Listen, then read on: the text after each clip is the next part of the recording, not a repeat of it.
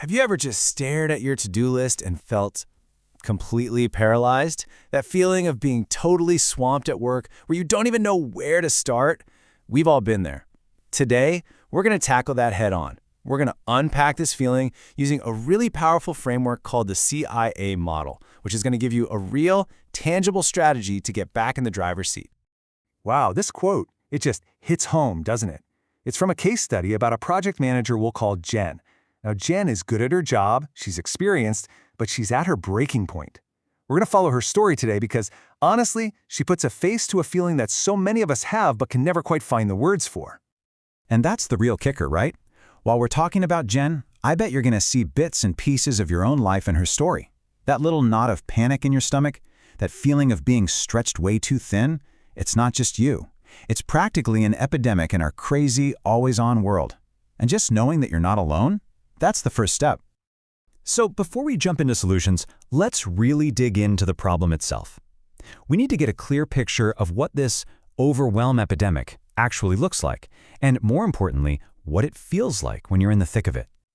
So this is what's going on with Jen. She gets handed this project with a timeline and budget that are, frankly, impossible. When she tries to raise the alarm, her bosses just wave it off. So what happens? Now she's lying awake every night, her mind just racing. She's getting short with her team, even with her husband at home.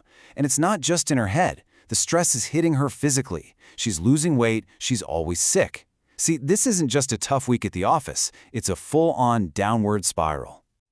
The thing about Jen's situation is that it didn't just happen overnight. It was a slow burn, and there were warning signs all along the way. So let's talk about those red flags, the signals our own minds and bodies send us when we're getting dangerously close to the edge. And this is so important. These signals aren't just you being moody or having a bad day. They are early warning flares.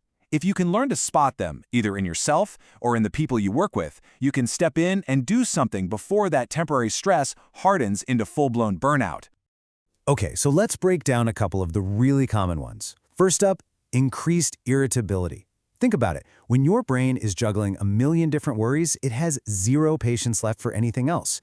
Suddenly, a tiny thing like your Wi-Fi dropping for a second feels like a massive personal attack. That's exactly what was happening when Jen started snapping at her team.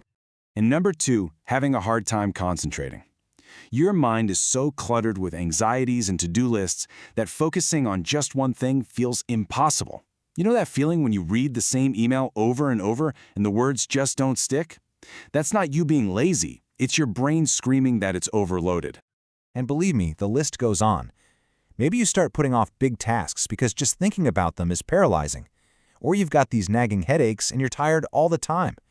You might even start calling in sick more, pulling away from your coworkers, and just feeling totally disconnected from a job you used to enjoy.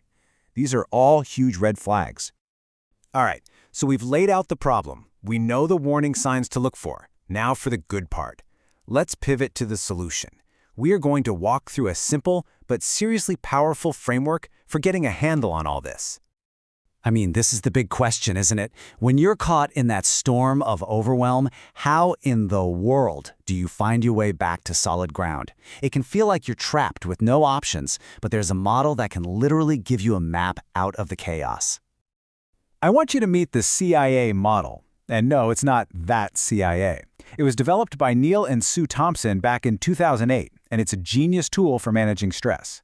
Basically, it helps you take that messy ball of worry and sort it into 3 clean, simple categories. This lets you put your energy where it's actually going to make a difference.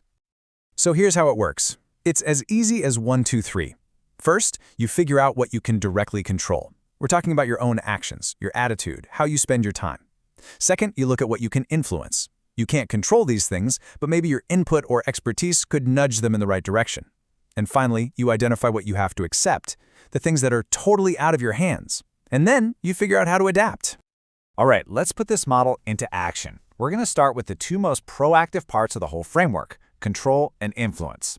This is where you really start taking your power back. And a huge piece of gaining control and influence boils down to one simple, powerful idea: boundaries. I love this definition from therapist Nedra Glover-Talwap. Boundaries aren't about building walls, they're about setting the guidelines that keep you feeling safe and sane in your own life. This slide shows the difference so clearly. On the left, you've got porous boundaries. That's Jen's world right there. Saying yes to that crazy project, internalizing all the stress from her manager's bad decision. But on the right, that's what healthy boundaries look like. It's about being able to say no and not feel guilty about it. It's about communicating what you need.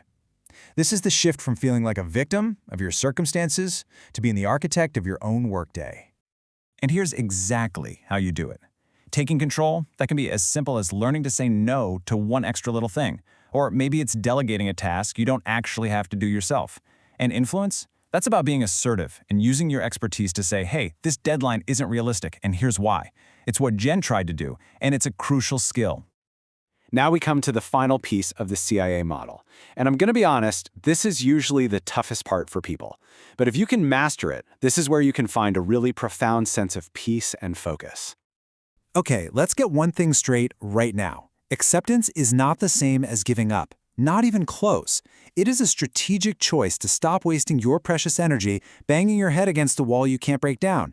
It's the smart move to redirect your efforts towards the things you can change. That's not weakness, that's strength. So how do you actually do this? Try this super simple exercise. Grab a piece of paper. First, just do a brain dump. Write down every single thing that's making you feel stressed out. Then, go through that list and put each item into one of the three buckets: control, influence, or accept. For Jen, the impossible deadline? That might have to go in accept. But her own working hours? That's 100% in her control. Once everything's sorted, you can make a real action plan that's focused and actually doable. And this, right here, is the most empowering part of this whole idea. Even when something lands in that accept bucket, you are never, ever powerless. Jen cannot change the ridiculous deadline her boss set. That's a fact. But she can absolutely control her response to it. She can decide to log off at 5 p.m. She can decide to take a full lunch break. She can protect her own sanity. That is where her real power is. And that really brings us to our final thought. I want you to take a second and think about your own life, your own to-do list. What's one thing you've been burning energy on, trying to force a change, that deep down you know belongs in that accept category? If you can let go of just that one thing, you might be amazed at how much energy you free up to finally take control of everything else.